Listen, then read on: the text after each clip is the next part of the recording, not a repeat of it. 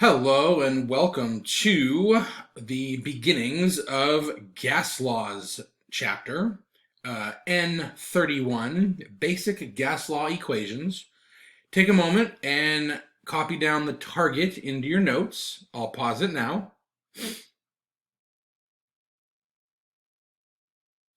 All right, let us get going.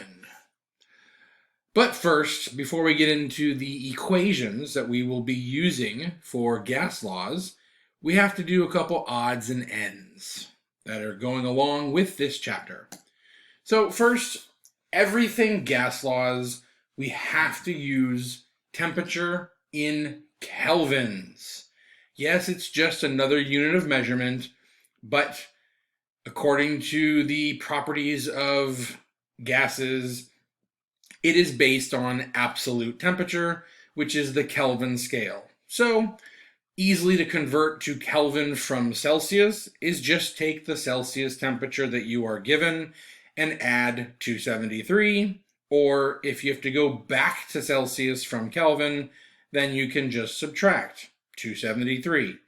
Easy enough. You may see online or in other references 273.15.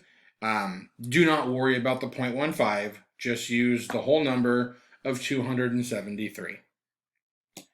So why do we want kelvins? Well, 0 means a true 0 with the Kelvin scale because it is absolute. You can't go below 0 Kelvin.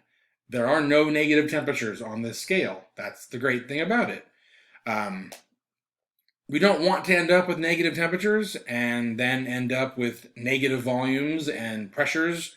Wouldn't really make sense because volume is either you have volume to whatever measurement it is or you don't have volume. You have pressure or you don't have pressure. You cannot have negative volumes or negative pressures.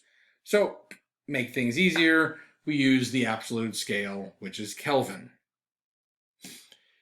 Absolute 0. It has a very large meaning. 0 Kelvin, there's no molecular movement. Also, at 0 Kelvin, it represents the absence of heat. There is 0 heat measurable or at all at 0 Kelvin. Nothing is moving. It is perfectly still. So 0 really actually means 0. It's a very important concept dealing with chemistry and quantum mechanics and the world or universe around us. So very important. Also stems from the second and the third laws of thermodynamics, which you should check out at your leisure. All right, so units of pressure. We got a bunch of them. Lots of choices. And at the end of the day, you just convert. So 1 atmosphere is our basic thing. And we know that 1 atmosphere is this many pascals or 101 kilopascals or 760 millimeters of mercury or 760 torr. 14.7 psi is the standard system. All the ones above, especially kPa, is our metric system. 760 millimeters of mercury comes from the barometer, measuring how high liquid mercury rose in a barometer, literally 760 millimeters. And that was developed by Evangelista Torricelli, hence why we have 760 torr, named after Torricelli. So anyway, since they all equal atmospheres, they all equal each other, you're able to convert from one unit to the other. All right, concept of STP, standing for standard temperature and pressure. It's 0 degrees Celsius, which is also 273. It's 1 atmosphere, which is also 760 millimeters of mercury. Now, this idea of STP, when you're dealing with problems, you're probably not going to be told at STP. Sometimes you will, sometimes you won't, but you'll be given these numbers. So if you recognize 0 Celsius and 1 atmosphere, It's like, oh, that means STP. So we have to be able to understand when we are and when we are not at STP based on the numbers instead of being told you're at STP. Any questions on these little odds and ends before we move on to our gas law equations? Alrighty then, let's get her done. So, basic gas law equations, yes, you kind of need to memorize them and know how to use them, most important part, and know how to actually solve problems with them. So, the first one we're going to look at is the combined gas law. So, you can see it takes into account pressure, volume, and temperature in this lovely equation. There are 6 variables. You'll have 5 of them, and you'll solve for an unknown 6th one. Simple enough. Now, a couple things to note. The number of moles are held constant. So whatever is happening in the changing of pressure, volume, and temperature, the number of total moles isn't changing. You're not increasing or decreasing the amount of stuff. It's just pressure, volume, and temperature are changing. This is called the combined gas law because it combines the most common variables together. It's not really common to change the moles of gas. That will actually come later on.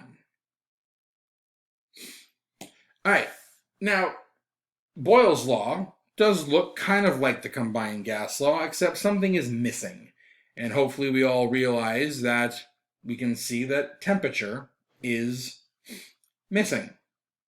Meaning, temperature must be held constant along with the number of moles. So this law, Boyle's law, is only valid when temperature is constant and the number of moles is constant. Also, it gives us an indirect or inverse relationship between pressure and volume.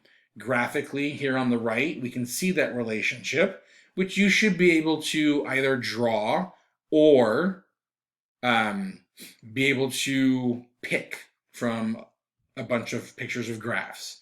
So from an inverse relationship, if one goes up, the other one goes down. Simple enough. Any questions on Boyle's law? Alrighty then, thank you.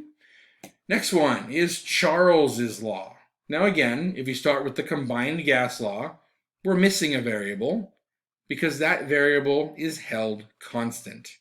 Hopefully you figured out it is pressure. Pressure is held constant, which makes Charles's law valid, along with the number of moles.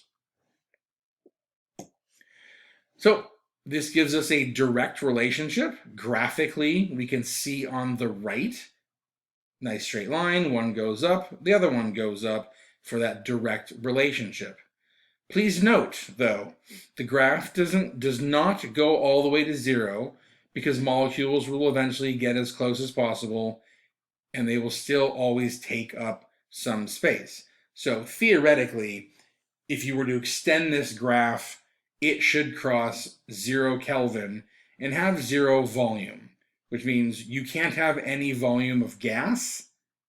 You can have volume of particles, of molecules, but you cannot have any volume of gas at 0 Kelvin. Any questions on Charles's law? Okay. Next one, Gay-Lussac's law. Again, notice from the combined gas law, we're missing a variable. Hopefully you figured it out. We are missing volume, which means this law is only valid when volume is held constant, along with the number of moles. So, again, it also has a direct relationship where one goes up and the other one goes up as well, graphically to the right. Here we can kind of see it shows the graph being extended, the dashed line, to 0. So at 0 Kelvin, you should have 0 gas pressure. Again, does not go all the way to 0 because at low temperatures and pressures, it won't be a gas anymore. It would turn to a solid or a liquid. So hence why we have a dashed line to kind of show what theoretically could be happening. Questions on this law? Alrighty then. Which brings us to Avogadro's law. Now, from the combined gas law, you can see that a couple things are missing, but we've added something new. So pressure and temperature are missing from the combined gas law. Therefore, pressure and temperature are held constant for Avogadro's law to be considered valid. But then we are introducing N, which represents the number of moles. So volume and number of moles have a relationship. So again, we have a direct relationship. If you have more stuff, volume has to go up. Think about when you blow up a balloon. You blow more air into it, the balloon gets larger. If you put too much air into it, the balloon pops. So again, pressure and temperature are held constant, which gives us this direct relationship between volume and moles. Any questions on this relationship or law? All right, thank you very much. Until next time, have a good day.